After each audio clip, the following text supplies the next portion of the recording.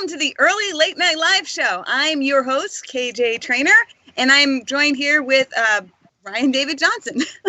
Ryan David Johnson. I said it wrong. It's okay. It's okay. Terry's never going to let me run the show again. All right, so normally this show is headed by my brother Terry Traynor and our co-host Mitch Fortier. Both of them weren't able to be with us tonight, but that's okay because we have the fabulous cast and crew. I'm sorry, the director and the cast of Salvation. We have Gabrielle Rosson. Am I saying that right? Awesome. Right. Chris Salvi and Justin Tipo. Am I saying that right? Yes. Yay! 2 out of 3, not too bad. Anyway, we have a great show for you tonight. We're going to talk about their short film, Salvation, which is amazing. Everyone should check that out when it's available. But before that, we have one of our favorite parts of the show, which is trailer trash. And the trailer that we're watching tonight is Waiting for the Barbarians. So, Dan, could you roll that, please? And we will. Yay, there it is, I think. My screen's very weird, so I can only see about half of the things. All right, so Waiting for the Barbarians just came out August 7th. It was directed by, I'm going to say this wrong, so I apologize in advance, Ciro Guerra. Anyway, He's not here. It's okay. Yeah. He won't be offended. Mark Rylance, Johnny Depp, and starring Mark Rylance, Johnny Depp, and Robert Pattinson, and it's about a magistrate working in a distant outpost who begins to question his loyalty to the Empire. So I think we've all watched this trailer, and everyone has an opinion. So, Gabrielle, why don't we start with you? What did you think of this trailer? Well, it's got Johnny Depp and Robert Pattinson in it, so sign me up. I'm there. All right. Yeah. So, did you like it? Did you like the scope, the feel? Yeah, I mean, it looks beautiful. Like I said, good cast, which is usually my main impetus for seeing any movie. There was something a little off about it. I didn't feel like I was really understanding what the story was about from the trailer, but I know sometimes that happens. So I would give it a thumbs up. I would see it. Oh, don't do the rating yet. We go back around and do that. Oh my God. I'm a little distracted by this spider that is literally coming down and like going up and down right here. Sorry. Oh, wow. All right. So if you start slapping your screen, it's not us, it's the spider. Okay. Yeah. Awesome. All right, Chris, what did you think of this trailer?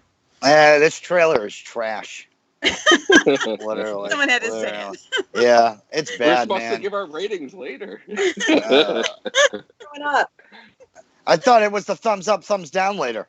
It is the thumbs up, thumbs down later. Right now, your analysis of the trailer, not the movie, necessarily just how the trailer presents. Yeah, the trailer's trash, man. Trailer is it's bad. It's just come on, Johnny, make better decisions, man. What's going on?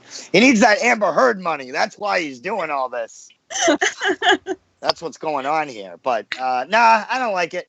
It's got no guns. It's got no hitman. It's got no gangsters. So I mean, that's not really why. But I don't know. The trailer didn't hold me. I ain't digging it. Okay. So I should give a little background. I know this is the director's first English-speaking film. So this was a first for him. And Johnny Depp was attached almost from the beginning. And I think Robert Pattinson was brought in later. I just thought that was interesting that someone would make such a British-looking movie. Who, this is his first English film. Ryan, what's your thoughts on the trailer? Well, there was just something about it that didn't really, I'm going to partially side with Chris on this. There was something about it that didn't fully grab me, but I'm not I've seen trailers that were bad, but the films ended up being great. Mm-hmm. So it could very well that be the case. But I know we're talking solely about the trailer here, and it's cool seeing Johnny Depp back in the acting scene. Robin Pattinson, I think he's really started to get a good career after the whole thing with Twilight. So to the point where so yeah. yeah, to the point where I am actually confident he might be decent as Batman. But I'm getting off topic. But there was just, and maybe it's just because a lot of what we saw in the trailer was kind of like mostly like medium type shots, so you don't really get like a good scope of like the surroundings and like the exterior scenes. You know, that's exactly what I felt watching it. Thought this is a big movie that feels wicked small, and it shouldn't feel small. Like they have these big backgrounds that they're not taking advantage of, and sweeping views that they're not taking advantage of, and the feeling of isolation that I think they were trying to put through, but nobody really got in the trailer. Yeah, I mean, I'm not expecting like a 2020 version of Lawrence of Arabia or anything like that. I am, but go ahead. But hold on. Amanda just commented in the chat. Johnny Depp rules. Hey everyone. Hey Amanda. Yeah, for those who don't know, we actually do reply to the comments on the show as they kind of happen. So Oh yeah, it's a live show. Yeah, so People feel comment. free to just type almost whatever, depending on what it is. We might not repeat it, but Be kind. I have a fragile ego. You're gonna get all my haters on there. They're gonna be like, Chris, where is Let's be my lively. $20? Where is my $20? Sincerely, your father. okay. All right, so not to cut you off, Ryan, but let's get Justin's input on this. Yeah, too. good idea. I watched it earlier. It didn't really draw me in. I kind of had to look up what it was about after because I wasn't quite sure. I guess it's 19th century British Empire stuff. It kind of just looks like a straight to DVD sort of thing. Johnny Depp kind of looks like a cartoon. It just doesn't look well put together even by the trailer. So I'm probably going to skip the movie. I'm just really picky about movies anyway in that time period, and that kind of subject matter it's kind of boring. So, yeah, I know the trailer kind of put me to sleep. So, but hey, I mean, the actors in it are great. I mean, you can't deny Robert or Mark, but I think Johnny Depp hasn't made a good solid movie, like a good performance since like Sweeney Todd. And that was 2007. Yeah. So, Yeah. I mean, I liked him in Murder in the Orient Express, but he was basically a cardboard cutout of a character. yeah, he's just been playing a cartoon for years. He got now. killed I pretty don't know. quickly. So. All right, so yeah, I mean, my personal feelings was this should feel epic, and it just doesn't. It feels like someone tried, but not too hard. At least Yeah. with the trailer. Looks like they had some leftover $5 they could use, and that's what they used the money for. And I couldn't quite figure out what it was. If it was the music, or if it was the shots, or if it was what they actually used in the trailer. I think it was a combination of all those things. Because if you're going You to could tell they were piecing together like a piece of garbage in the Yeah. trailer. It's like, hey, here's this piece of garbage in 2 minutes. You want to watch Yeah. that piece of garbage? It was just a bad trailer, badly edited. Yeah, so I guess yeah, so I think we're all kind of in agreement, but we might as well show our reviews anyway. So everyone ready to give their thumb review, the two Yep. thumbs? All right, so Gabrielle, since we started with you, why don't we start with you again? Yeah, I'm giving it a thumbs up. I think you guys are jaded. Way too Possibly. and the fact that this is a translated, first time English film for this non-English director, I'm going to give it thumbs up. All right, and what are you going to do with the other thumb? Because we usually use two. Oh, I'll do there. two. All right, cool. Chris, how about you? I'm giving it 2 thumbs up. No, bad. Thumbs down.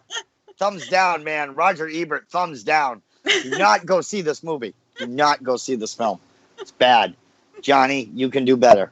You can do better, Johnny. All right, Ryan, you. I'm gonna go like this, mainly because of the whole optimism about maybe it's just the way the trailer was put together. Mm-hmm. But as a kind of form of a promotional marketing material, it didn't really draw me in. And so like, I don't know, maybe if it ends up being on like Netflix or if it ends up being like free with Amazon Prime, maybe I'll check it out sometime. But then again, I might just forget about a few days after this That's episode. kind of trailer it airs. is. All right, Justin, your thumbs up, down, whatever. You kind of could sort of tell that they pumped this movie full of good actors because they knew they had a bad movie. Thumbs down. All right, so I'm personally gonna do one thumb down, but I have to give one thumbs up because I really, really love Johnny Depp's outfit in it. That cape was just amazing. I was walking around going like, that cape deserves it better. It's probably where most of the budget went to. Possibly, but I do love Johnny Depp. I even loved him in Charlie and the Chocolate Factory, which I don't he's good. claim was a good movie, but I did like it. He's good. Yeah. All right, so since we're on the subject, I'm sure everyone here has a favorite. What's your favorite Johnny Depp performance? Just because we get extra time. Jesus Christ. Oh, wow. I think I know the answer I think I know my pick. All right, what's your pick?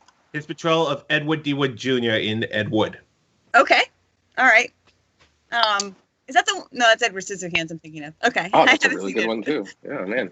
He just has so many. I'm going to go with the one that no one talks about. How about this one? He played in Blow.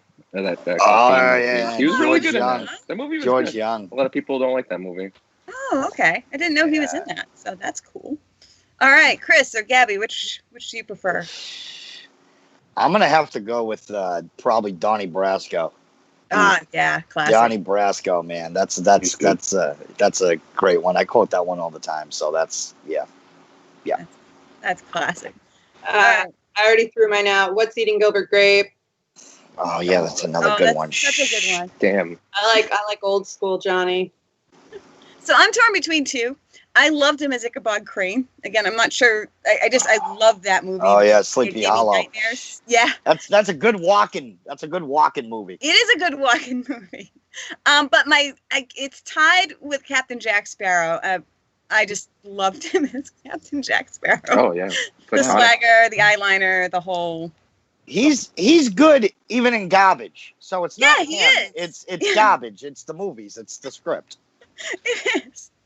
All right, so now that we got that settled, Johnny Depp's greatest roles, we're going to go to break, and when we come back, we'll have an interview with these fine people talking about Salvation, their brand new short film. Stay tuned, you don't want to miss it. Okay. That sounds good. Mm-hmm. That's a lot of sense, actually. Yeah, all right, go. What? Go. Now! Oh, Terry. I know you don't want to talk about tech on the show, but I don't care. I got something that might be pretty interesting. I highly doubt it. I think it is. I think you're wrong. Will you hear me out? Not as long as I'm breathing. Terry, Ryan! I swear, if you bring up tech stuff one more time, I'm going to fire you.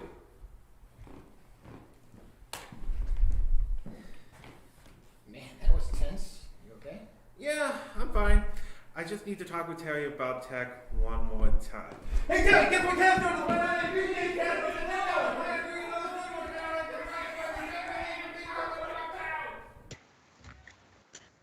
All right, and we are back.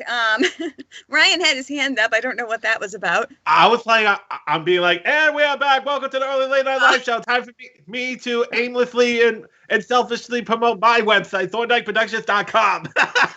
Wow, that was so graceful. All right, but we are not. He yelled that. Ryan just yet.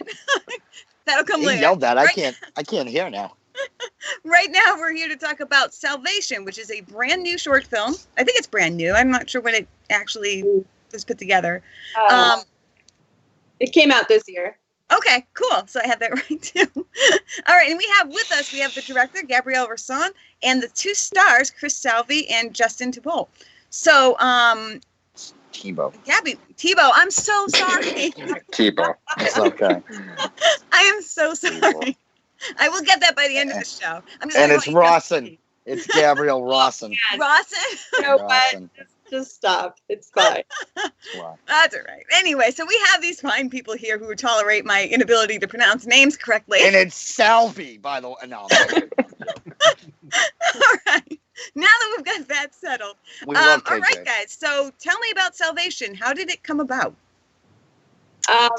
Salvation came about. Actually, I met Chris about a little over a year ago, and I met him because of another film that I had made, and he sent me his acting reel, and I said, "You've got such a great look. I definitely want to work with you." And so we started throwing around ideas, and he sent me a couple of scripts, and it was called Fink. Salvation it's based on a screenplay called Fink. And I was like, okay, you know, this is good, but this is not my genre. It's, you know, murder and gangsters, and my previous film was like a addiction and recovery, semi-autobiographical film about addiction and recovery. So I was like, yeah, I don't know. But then I couldn't get the story out of my mind. 2, 3, 4 days later, I was still thinking about this story. And so I wrote him back and I was like, hey, I really like it. I want to do something with it. And he was like, take it and make it yours. And so I adapted the story into the Salvation screenplay, and it just took off from there. Nice. So I remember when we were talking a while back, you said that it wasn't a period piece to begin with, but you made the decision to set it in the 50s. So what prompted that? I don't know. I mean, I love the 50s. I think, you know, for me, when it comes to filmmaking, it's not enough to just grab a camera and shoot something.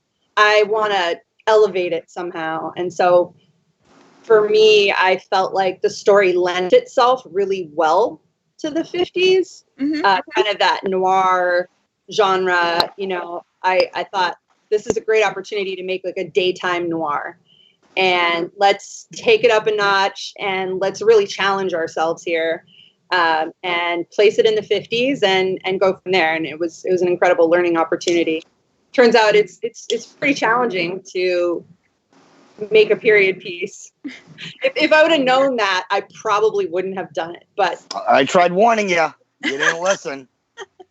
I didn't know, so we did. Sometimes it's best to be ignorant, because some great art can come out of ignorance sometimes.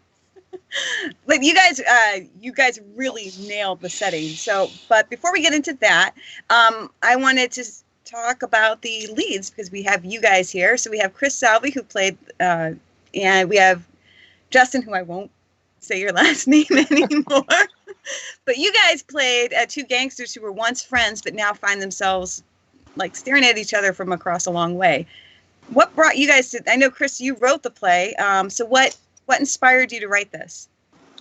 You know, I don't know. A lot of my, forte is like the crime drama stuff. I write a lot about that just because that's like what I know about, organized crime and stuff like that. But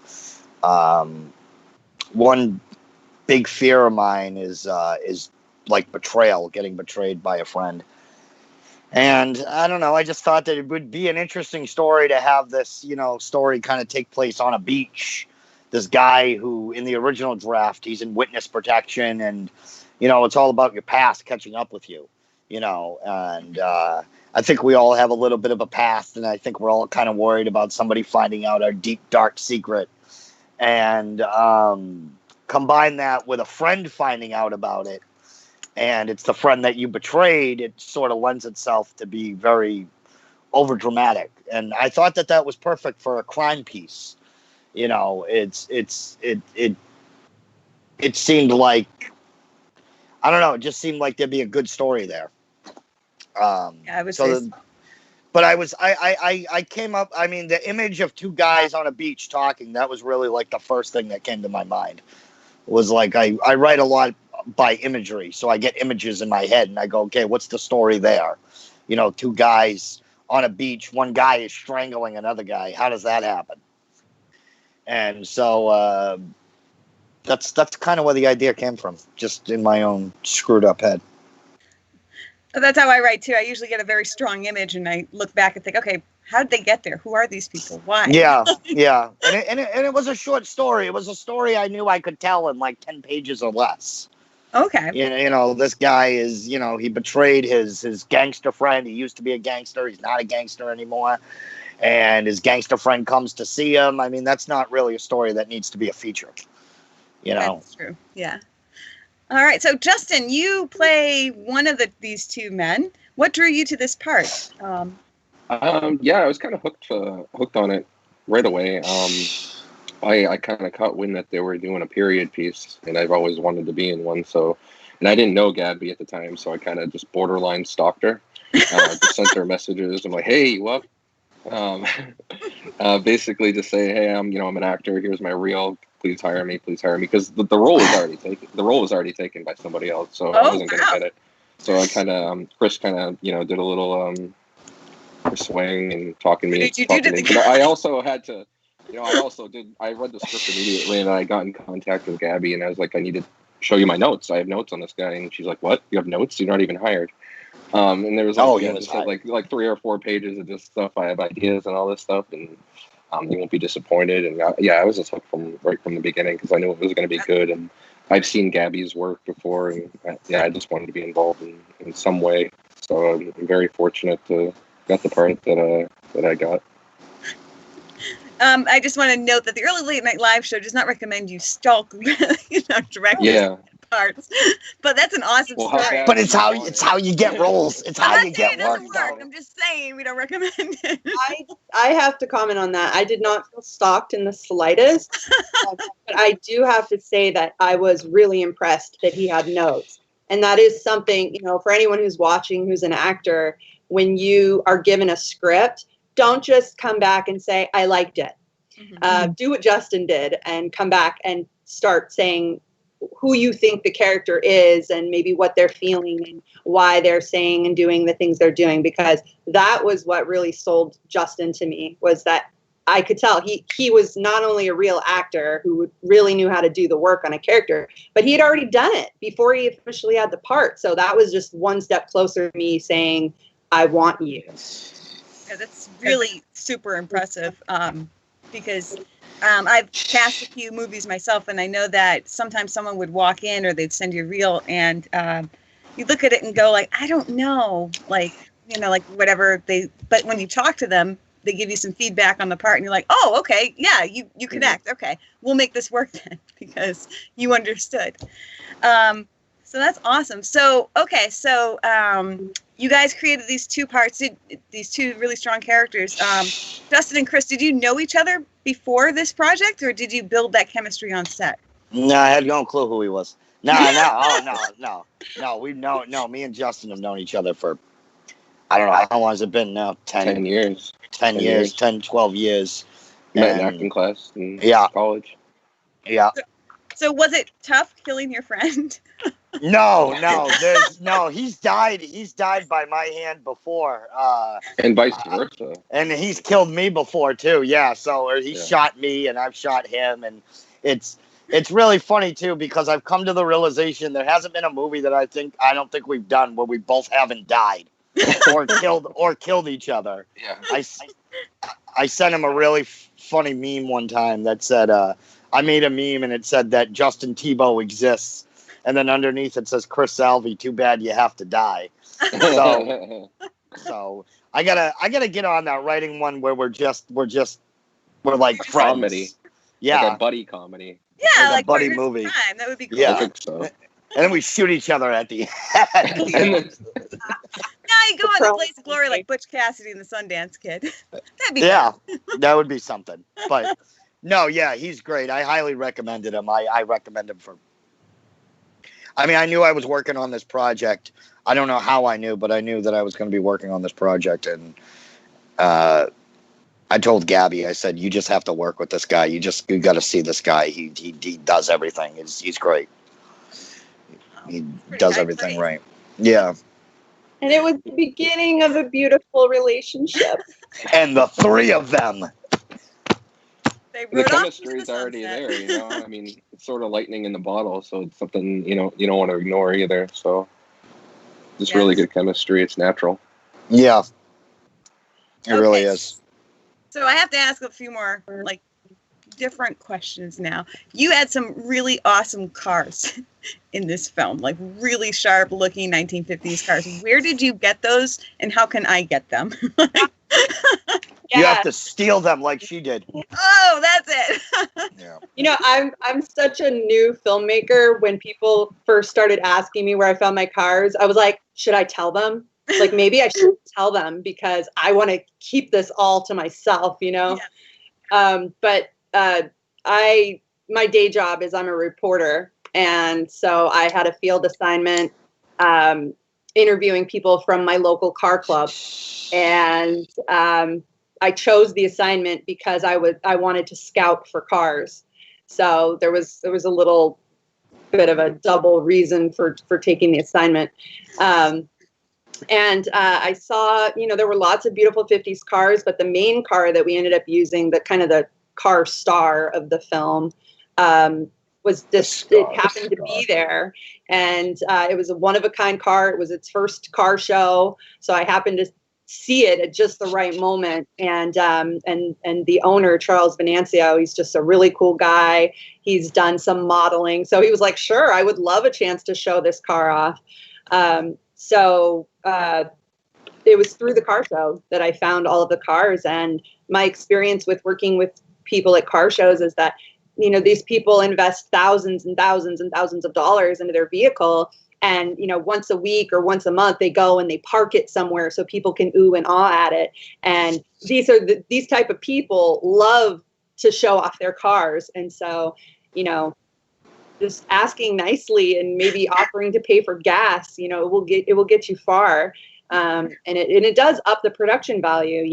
There's no other way to cement the fact that we're in the 50s than to have 50s vehicles. So it was really important to get those cars, and I was really happy that I did, and that's how I did it.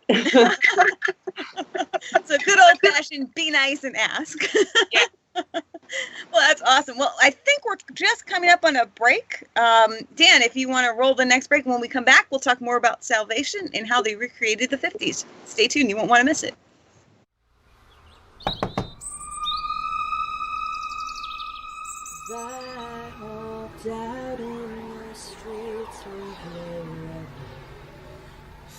What is it with you in the desert anyway?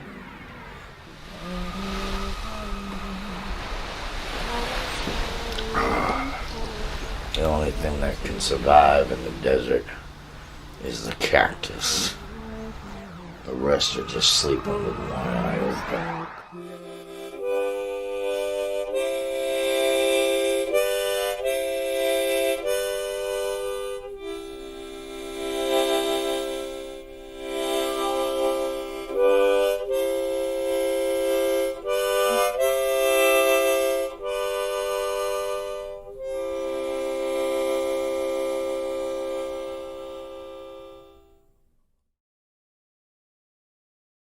In my movies. All right, so you just saw a trailer. I believe that was for Salvation. My screen's very small. Actually, that was for Insurgent. That was for Insurgent. All right. So, which is another film these people worked on. So, we're back. We're talking about Salvation, which is a gangster short film that was written by Chris and rewritten by Gabby, and starring Chris and Justin. And we're talking about the 50s and how you don't have to steal cars in order to create the right atmosphere.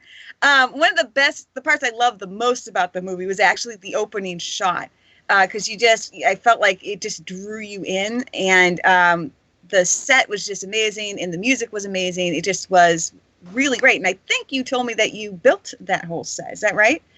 So what was that like? Yeah, first, I just want to give a shout out to Ian Roshkin, who did the score. Thank you for saying you like the music. He's an incredible composer, and he put that music together, and it was just so perfect. And having the right music really just made that whole intro pop.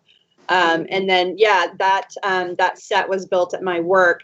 The 3 walls, they were already in existence, but we wallpapered them. We did the molding. We set decorated it, and it was a process, but it was a lot of fun to do. So how long altogether did this film? Because it's 13 minutes long, I believe. How long did it take to make? Well, we shot it in 2 days. Okay. Pre-production, I want to say, was only about 3 months. And post-production was about 6. So, okay. Wow. So only 2 days, and that's really impressive. Yeah. You got some really great shots, and a lot of them were outside, which you can never rely on the weather to work for you. So We got lucky on the weather. yeah. We prayed a lot.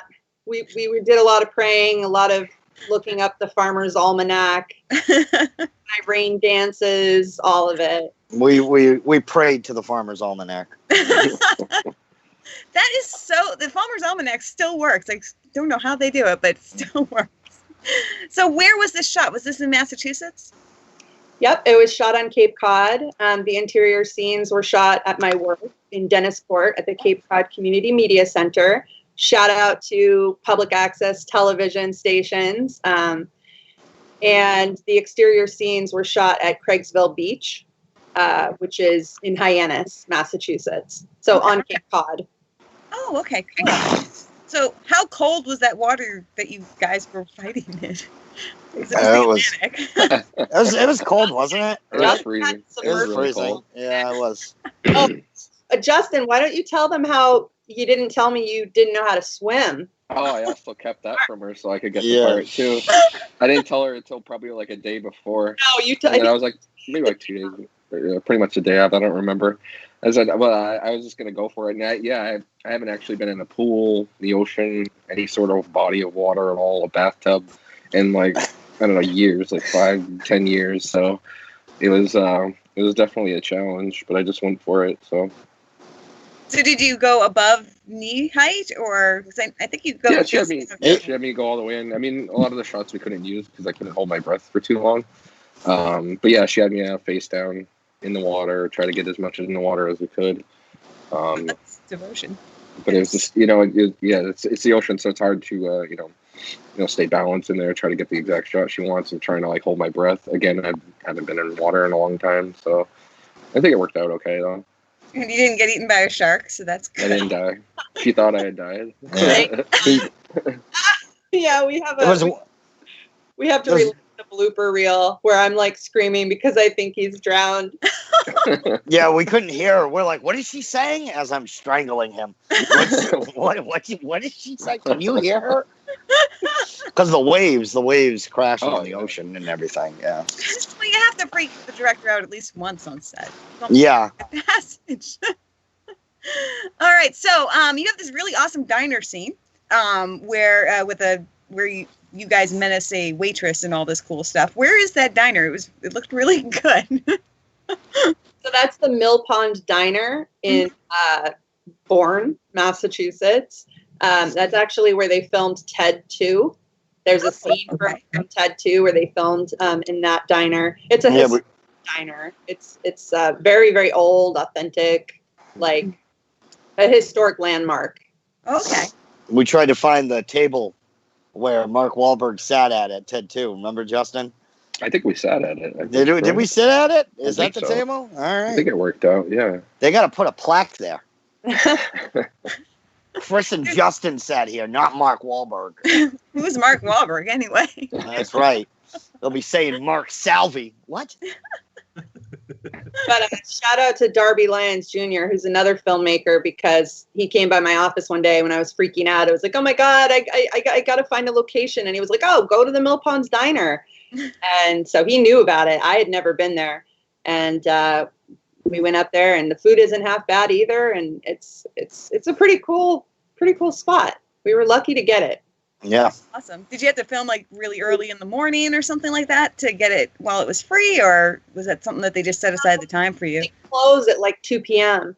Oh, nice. Yeah, so we started then. We started after they closed. And it was a little crazy because the parking lot people use as a throughway. Mm-hmm. And so even we had cones set up to try to stop people from doing that, but they were still doing it and almost dying. It was scary. People ran over the cones. They were like, yeah, forget this. We're trying to get the exterior shot and trying to manage traffic at the same time. And there's a couple little stores in the same parking lot. And they're like, we don't care that you're making a movie. Like, we want to get hair extensions. It was challenging, but what movie isn't challenging, There's gonna be something. Yeah. All right. So, Gabby, you mentioned that the film you made before this one was about addiction and recovery. Mm-hmm. Do you find that there's like an underlying theme in Salvation that maybe ties nicely with that? Because, like someone recovering from violence, for instance? Yeah, that's a great connection. I never made that connection between the two films. The connections for me, it's always human relationships, human behavior. Why do people act the way they do? And how can we be empathetic to those people? So definitely what I tried to add to the Salvation story was this character study and this personality study, and bring in kind of the spiritual implications as well. To kind of look at this situation, I don't know, from that behavioral perspective, can people change? Is there redemption? And that is kind of what Get Up 8 is about. Get Up 8 is about removing the stigmas that hinder people in recovery from living their best life, because they're so judged in society. Where it deviates is Justin's character kind of gets his punishment, his swift punishment. But for me, I wanted to add that maybe there's a little redemption in that as well. That maybe, experiencing that instant karma isn't such a bad thing. Is that how you felt about it, Justin? About your character's end? Oh, absolutely. Yeah. He kind of knew what was coming right when he saw him on the beach. I think he kind of probably expected it his whole life. Just a matter of when. So I think he definitely came to terms with it towards the end. At least that's how I felt. Because I know when I was watching it, I got almost a feeling of relief that your character was actually escaping a great burden, if you will. Yeah. So that's I can't live with the regrets. Right. And that Chris's character was trapped and left behind, by his own choice, but he was still trapped. Yeah. So for the three of you, this is obviously a very moving story, and it has an ending that can be interpreted a lot of different ways, I think. What is the one thing that you want your audience to walk away from when they watch Salvation? Are you referring to the end credits? Well, not specifically. No, I meant the movie as a whole. Like, what thought do you want to leave your audience with, or what message do you hope they take away? Well, I don't know. Maybe these guys should answer first, because I might have a very different spin on the film and the ending. Either one of you want to take it? I guess what comes around goes around. Let's keep it simple. How about you, Chris?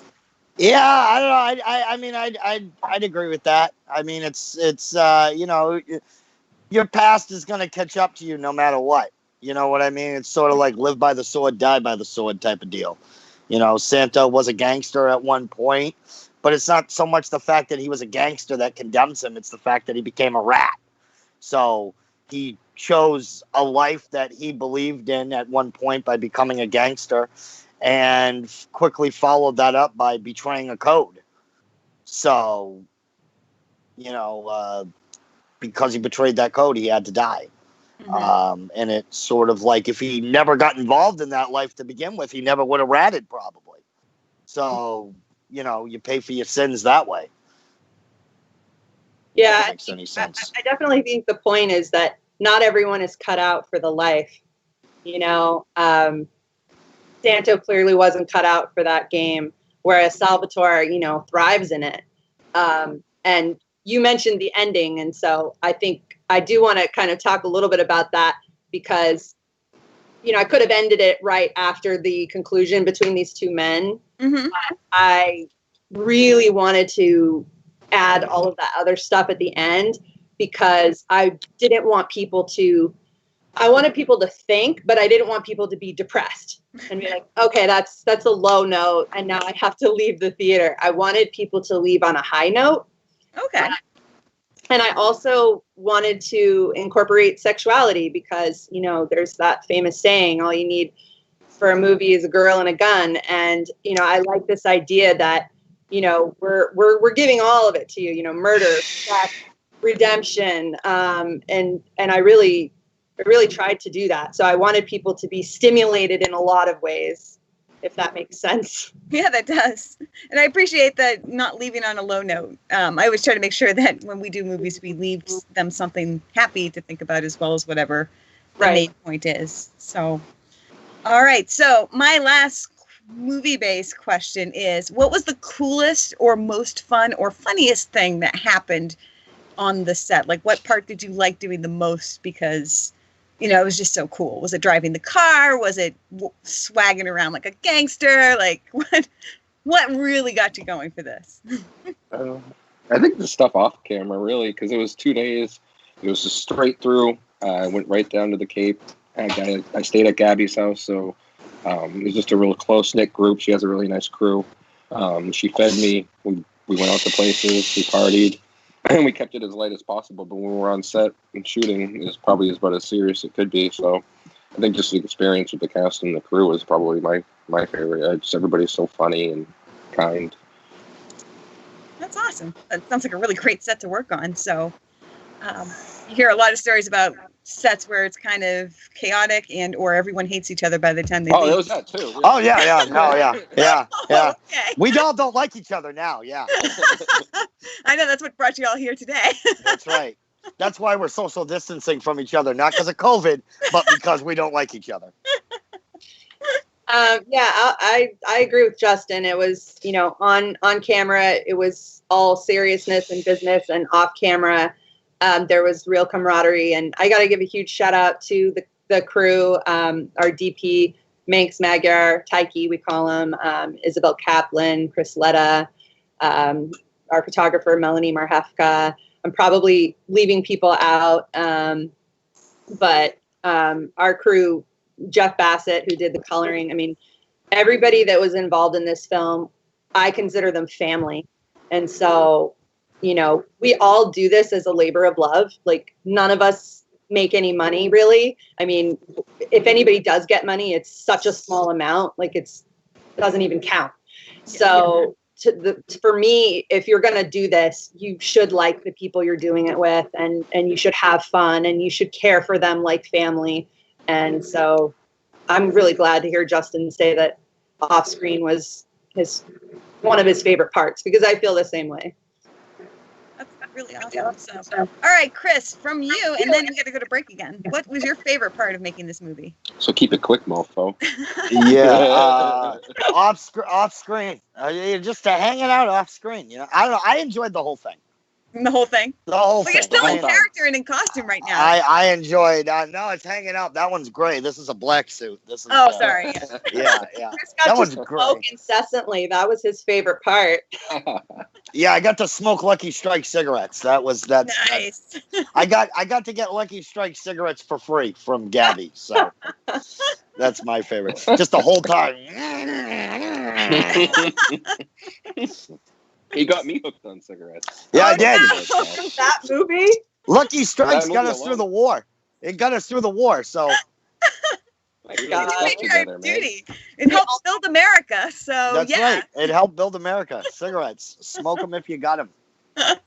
Save the country. Smoke a cigarette. All right. That's right. With that happy note, we're going to go to a break. And when we come back, we'll talk more about what the future holds for this crew and maybe some fun stuff, too. So stay tuned. We'll be right back.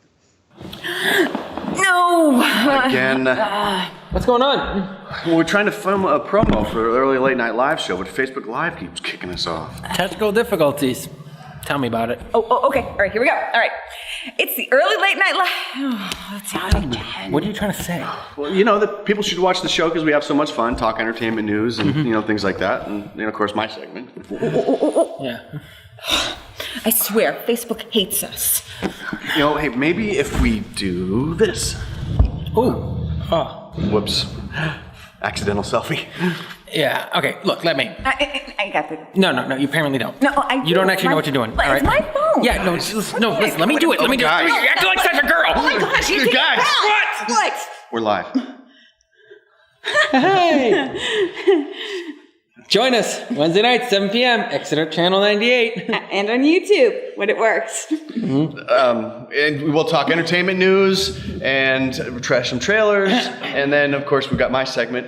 So don't miss it. Join us on Wednesday night at 7 p.m. It'll be fun. Yeah. Siblings.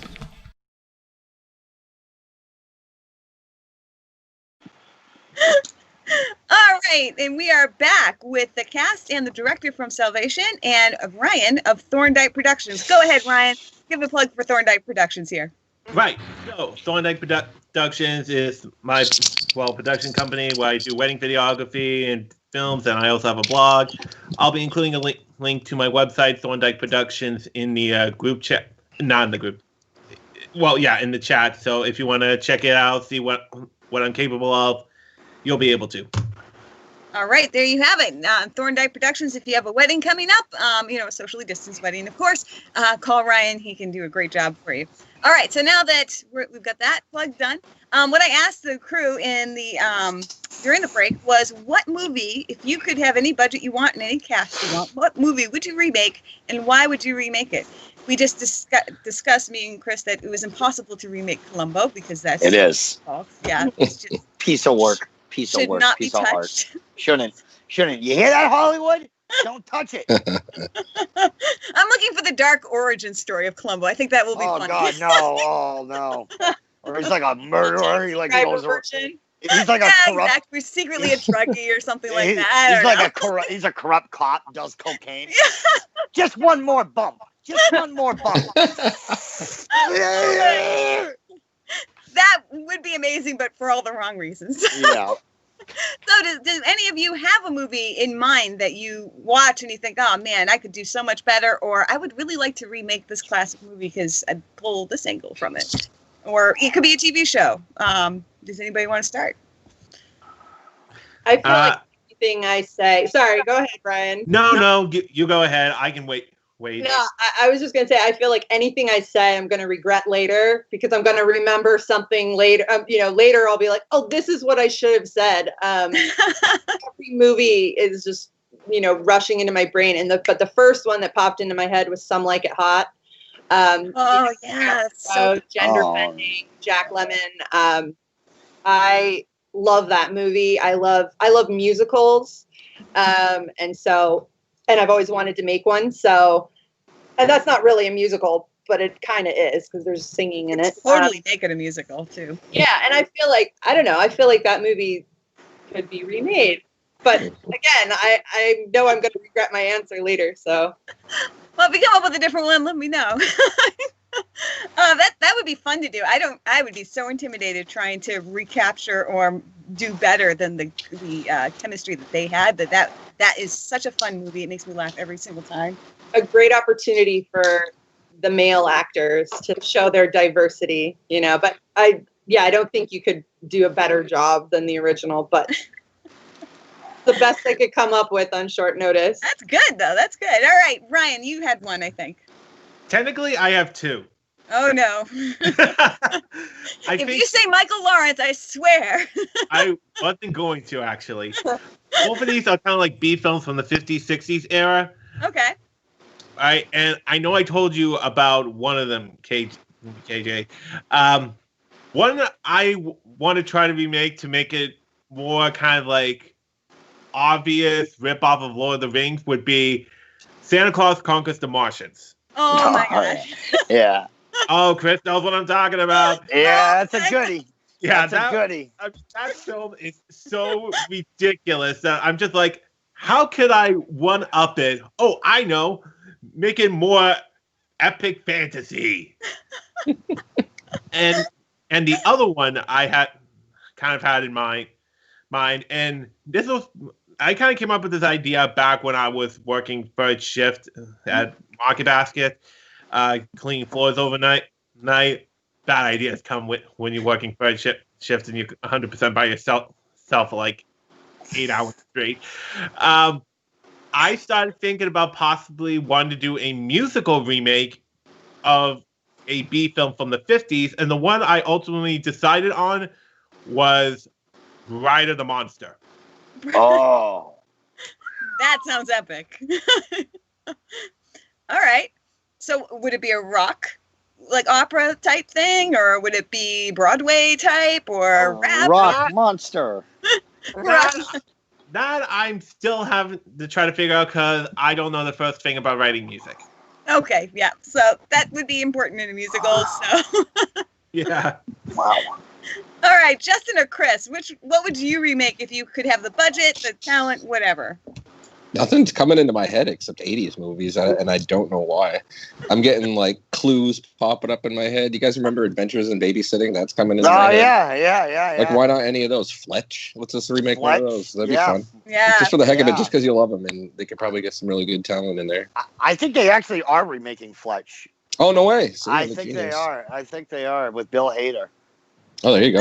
That's a good pick for that. Yeah. So, I remember when I first watched, I wasn't a huge fan. It took me a while to warm to Chevy Chase.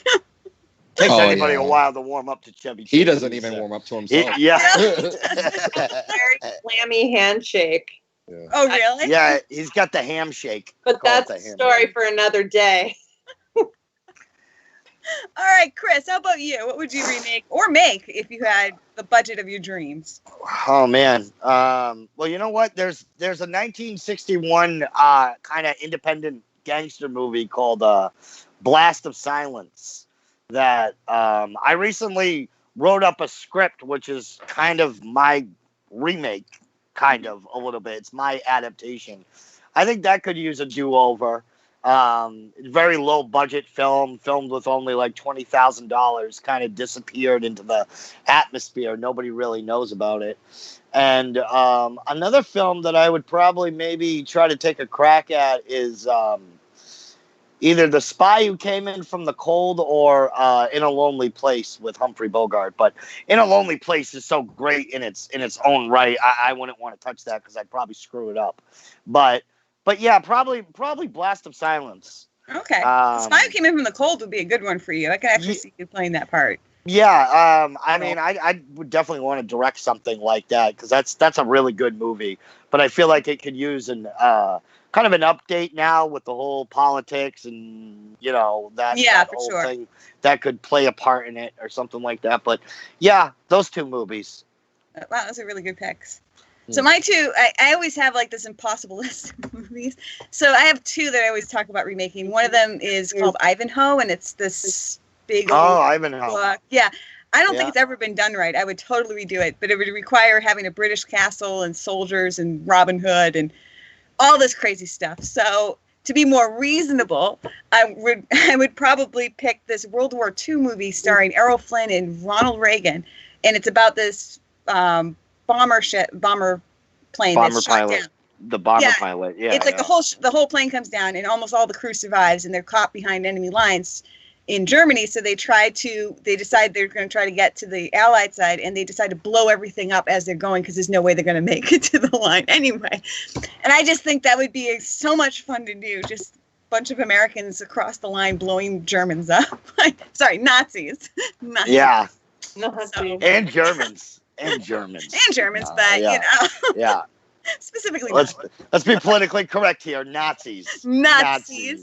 Yes, from World War II. Yeah. All right, so we are almost at the end of the show. So I'm just going to ask each one of you. So what's next for you in this wild, crazy world of filmmaking and COVID-19? Oh, Justin, you want to start? Yes, it's actually been really slow right now because the world's ending and stuff. So, I have to. We're still making movies in a few months. I got some stuff in the pipeline. Me, Gabby, and Chris just shot a quick movie called The Rock Feels No Pain. We just kind of did that in quarantine. We just did it really safely. And we just kind of did it to get out of the house. So it's really a play on that. And I have another project coming up with Gabby. I got projects coming up with Chris.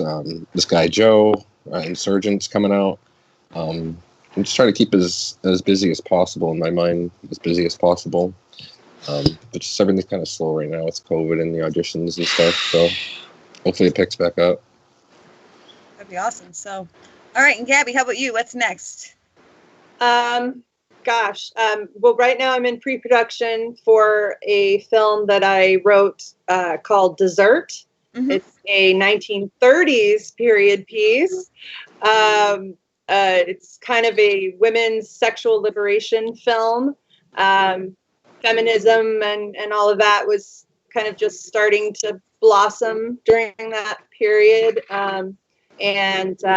I was really inspired by the writings of Anaïs Nin, who's a French author who also wrote a lot about her sexual exploits as a married woman, and her kind of discovering her sexuality and her creativity, and her artistry during that time period. So it's going to deal with kind of the sexual inequalities between men and women of that time period. And I think the best part about it is it's completely relevant to, to today's time. So I'm in pre-production on that. And then, as Justin said, we've got a few films in the can that we've made during quarantine in complete safety, that are in kind of the film festival circuit. Next week, Kill Me in the Moonlight, a film Chris and I did, is playing at the Happenstance Horror Film Fest, which is a drive-in film fest, which is really exciting. And then the next night, A Rock Feels No Pain will be, the film starring Justin Tebow will be playing at the Silver Screens at Alchemy in Rhode Island. So, oh, that's awesome! Congratulations. I'm just really excited about those screenings, and then just writing and doing pre-production and trying to stay busy and continue to make art despite COVID. COVID can't stop us. How about you, Chris? What's next with you? I mean, pretty much everything they said. We got me, Justin, and Gabby have a couple of projects in the works. I'm getting started on another film that I'm directing called 1059. It's different. It's not really a gangster movie. It's more of like a thriller type film. Gabby's in that one. Justin's gonna be in that one. I haven't told him too much about it, but he's gonna be there. Doesn't sound like you have a choice, Justin. And he's gonna be there. He's gonna be there. He's gonna be there. I'm already there. Yeah, and me and Justin, we got finished shooting a little quarantine film last month called Runaway Night. It's a little quarantine noir film. And there's another film that just came out now. It's getting reviews. It's Exeter at Midnight. It's a film I made last summer with Christopher D'Annunzio. Yeah. Wow, that's impressive. So you guys are keeping really busy despite all the downtime. We're trying to. Completely in safety, though. Completely in safety. Completely in safety. All right. So if people wanted to contact you, real quick, just give out your websites or whatever it is you'd like to plug. And then I think we're out of time. So, Justin. Yeah, just look up Justin Tebow on Facebook. I have a Facebook page, like an actor page on there. I'm on YouTube. I actually have a couple flicks on Amazon Prime, actually done by Christopher D'Annunzio. One's called Delusion. One's called A Life Not to Follow. So you can check them out on Amazon Prime. Yeah. All right. And Gabby, how about you? Where can people find you? So people can find me on Facebook, Gabrielle Rosson, or they can Google GR Films. I'm on Vimeo, Instagram, YouTube, and yeah, I'm constantly posting stuff. So if people want to be entertained, check out GR Films. Nice. And Chris, where can people find you? I'm usually at Jack's Liquor Store in Fitchburg between the hours of 10:30 and 11 p.m. I had a feeling. I thought it was What? I thought it was Dunkin'. No, I thought it was behind Dippins. It was Dippins. It was Dippins. I used to hang out behind the dumpster at Dippins, but I got kicked out. So now I'm at Jack's Liquor Store. No, I don't know. Yeah, Facebook me, and if you're really nice, I'll give you my phone number. But probably not. All right, so that's it show for us tonight. Thank you all so much for being here. Thank you, Chris, Gabby, and Justin. Thank you, Ryan, for being my loyal co-host. Hopefully someday you'll be able to remake that Martian Santa Claus movie, because I think that would be amazing. Call me if you do. I want to be part of that. I'm KJ Traynor. We're on Exeter TV, Berwick Television, and YouTube every Wednesday night at 7 o'clock, usually with Terry Traynor, Mitch Fortier, and myself. And check us out. And thank you for joining us tonight. Have a good night. Thanks. Hey, thanks for watching the Early Late Night Live Show. We are on every Wednesday night live at Exeter Studios in Exeter, New Hampshire, 7 p.m. every Wednesday night. please make sure to join us next week for more entertainment, comedy, and information that is probably not that important or timely. But no sports or no politics, so there's that. To find out more about my film company, make sure to check out NarrowStreetFilms.com. To find out more about Killarney's writing, make sure you check out KillarneyTraynor.com. To find out more about Mitch and his acting, I'm sure he's got a website. I keep forgetting the name of it. I'll write it down here. To find out more about the wonderful studio that we produce at Exeter Studio, go to exeternh.tv. They're a great studio and they're doing a lot of cool things. But please make sure to like us on Facebook, and please, please, please make sure to subscribe to our YouTube channel. Hit the notification bell and like, and make sure that you share with your friends and enemies alike, because we don't judge that much. See you next week.